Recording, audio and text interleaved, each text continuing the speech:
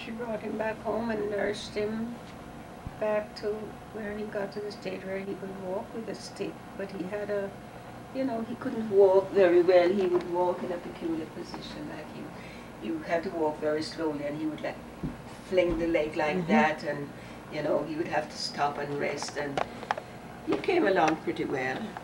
But then after that, you know, I don't know whether it was the illness or what, and they just weren't getting along, and my grandmother was upset because, you know, he was not behaving right, acting up, and then being in her house, she was not happy with the situation. So he left, and he went, you know, and he tried a few unpleasant So it was after things. the accident that he left After your the family? accident, yeah. And he tried a few unpleasant things after he left there. What do you mean? He would like harass my mother a lot, you know, and he started to say that certain things in the home belonged to him and he wanted it and all that kind of thing. And then by this time, I used to go to school in the city because I was left home when I was 12 to go to school away from home, because the school system, we just had a little public school there which only went up to the 6th grade level and all that. So I went away to school, as most of the kids, you know, people who could kind of afford to send their kids away out of the little town that we lived in. And then I left Kingston and went to this little private school, private secondary school, which was like 7 miles away from where we lived. And I was there one day, and then this car drove up, and in the car was my father and his brother, my uncle. They stopped and said hello. I didn't know where they were going. I didn't ask any questions. They were on their way to my mother's home. Fortunately, Olga was at home at the time. For some rhyme or reason, Olga was at home. And they went there, his brother went with him, and they were demanding things that they want this from the house, they want this furniture and that. And these were furniture that really belonged to my grandmother, as it turned out. So, in fact, there was one table that got broken, the leg, because it was like the old antique furniture, you know, with the carved leg and all that kind of thing. And Olga swore, she says, rather than they get it, I'm going to break this. Olga said that? Oh my gosh. And so they left without anything.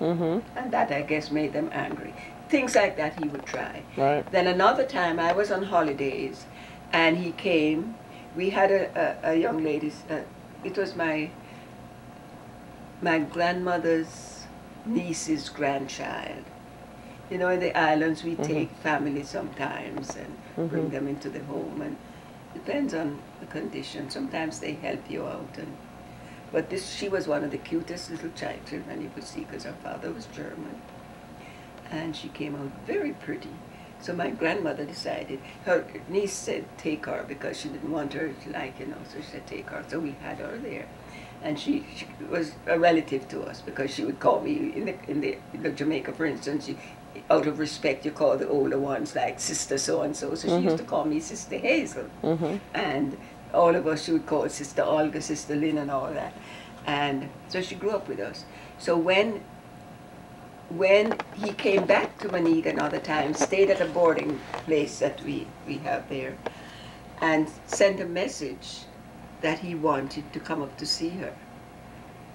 So my mother, I wasn't there at that time, but I had told her that if they ever come back, that she was to send me a telegram immediately.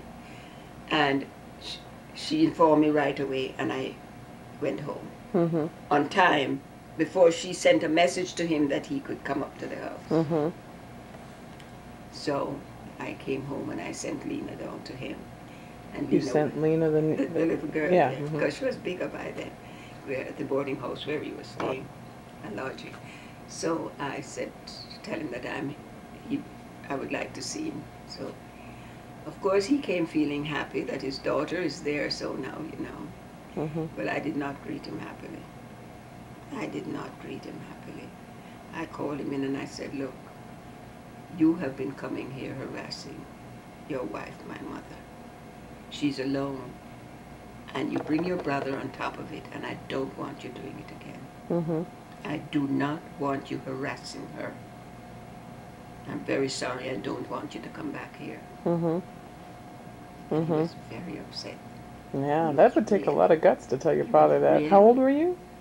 By this time I was possibly, let me see now, because I think I was working by now in the city. It may have been.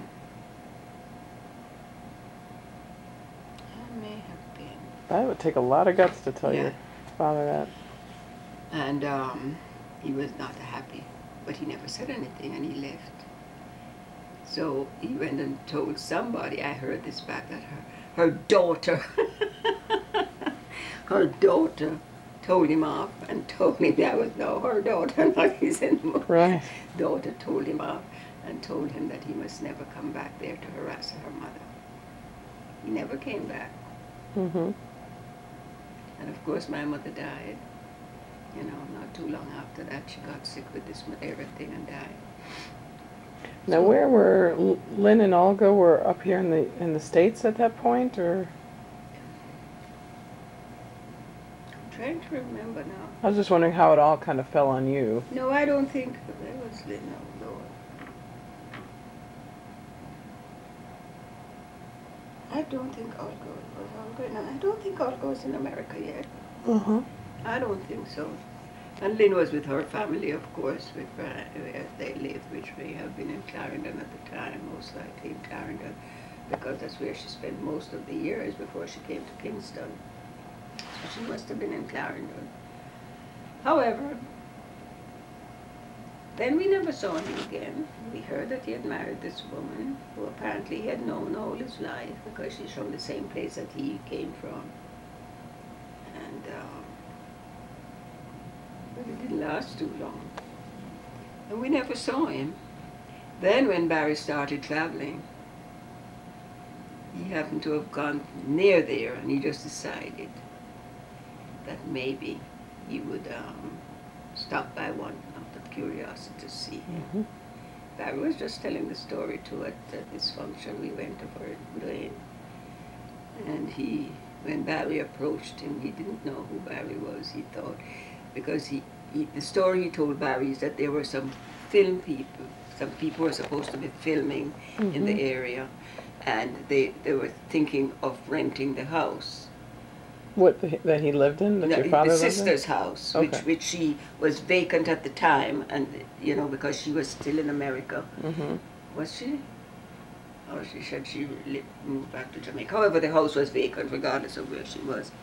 The house was vacant, and they had offered it to them as one of the houses that they could use. Mm-hmm. So he thought that this Barry approaching him was one of these people, Mm-hmm. and he was extending a greeting accordingly.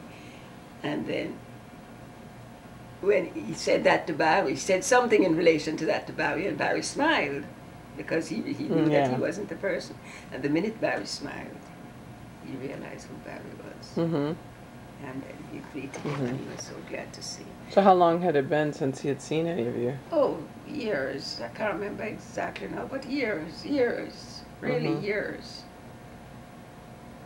And then you took Dave to see him Yeah. when Dave went to Jamaica when he was like 12 or 14 or so. Yeah, yeah. Because he was still alive, and I knew he wasn't well. He was not attaining the best of health. And we went home from New York. We went down there and stayed in Ina May. Now Herbie had known him, and funny, he recognized Herbie too, because when he was in our area as the police officer, Herbie was a student, Joy's uncle, that is, Okay. Pat's parents. He was a student. There was a doctor in the area that was a doctor for the whole area. Dr. Curfew was his name. Because I remember he was a little child. He used to come, when my mother is sick and he comes, he would always take his hat and put on my head. And Herbie was a student with him, just helping him in general and studying at the same time, because he knew he wanted to be a doctor. And then from Dr. Curfew, he came to Howard University and studied. So we went, I spoke to them about it, and I said, I really want to go down. I want to take the children to see him and all that. So Herbie said, oh, we'll take you, you know. So we did. He took us down to Duncan's, and when we went, I went to the house, and nobody was at home. So somebody saw me and said, "Are you looking for Mr. Nash?" I said, "Yes, sir, I am." So I said, "Well, I don't think he's at home, but if you inquire at this shop down in the town there, it's a small place, you know, small town, she would know where he's going." So I went down to the place and I introduced myself to her, told her who I was, and I told her that I was looking for him. And she said, "Well, he went to the doctor because of his problems. He went to the doctor." What kind? What, did he have cancer? Kidney, Or? no, Oh. his kidney was acting up a lot then, and but she didn't know what time he'd be back. But she gave me, he should be back by such and such a time. So I said, okay. So Herbie and Ina May say, "Let us run down to Falmouth because we want to take you to lunch at this restaurant down there."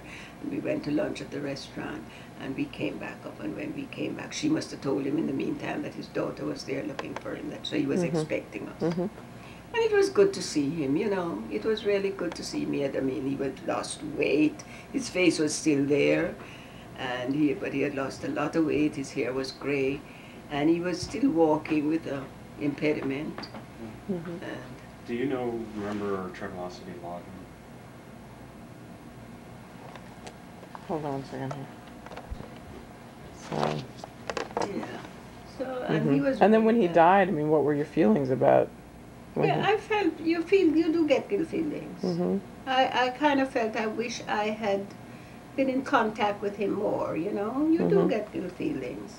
But at the time when they're doing the mean things, it hurts you. And I know my mother was alone, and my mother was a very soft person, and you know, she would just sit there and worry. I know, because she would never know when they're going to come back when she's alone. You know, and I don't think his brother was very nice. I didn't think that I used to like him as an uncle because when I used to go to them for holidays in the summer and all that, he was always nice to me. He had like 2 stores. He had one in the town where they lived and another one in what kind of store? Department store? It was like in those little towns, they have a store, like they have dry goods, and they have a little part where they sell like groceries. It was, you know. So your uncle had grocery stores, basically. Like, and he had one in Clarkstown. So in the week when I'm there with them, I used to love to go in the store there one day. And then on weekends, sometimes he would carry me with him to the Clarkstown store. So I used to like going there, really. My grandmother was a very glum person, I tell you the truth. Was a very what person? Glum. Oh, Very glum. She never laughed much. She was a tall woman. And I have often wondered, I should ask Barry if he thinks that Avis could have been related to her. No, because she had the same maiden name, like my grandmother had. And her attitude, I mean, she's changing now. She's being more pleasant, but her attitude was very similar to my grandmother's attitude. I never knew that woman to really laugh. She used to, if it didn't matter what you say to her, she would say, Now, what was her name? Your grandmother? This is your mom's mom, right? No, my father's Okay, mom okay, I'm sorry. Yeah. Oh, my other grandmother was, oh God, what was her name? So your father's mother was glum. Okay. Yeah, very glum. Tall, deep woman, and she was always in the kitchen. That's all I can remember. She was always in the kitchen, and she used to have. That's probably why she was so glum. It was so dull. Yeah. Because she used to have a little store that you had to go up a little parochial street to go to their house. And I used to love going there because we used to go through a shortcut to go to the beach, and I used to love that. And she used to have this little store at the bottom of the hill. Nothing big. I don't remember. Very little things were in there, and she gave it up, of course. But, yeah, I've often thought of asking Barry that. However, so that was it, and, you know. So your dad had one brother, is that right? Or did he have more? He had a brother, 2 sisters. Uh-huh. And I understand, I never really was to have had this authenticated or whatever, but I was told at some time that there was another brother who had come to America and never returned home, and nobody knew where he was. So I don't know if that was authentic, because I don't remember, was it the aunt who told me that?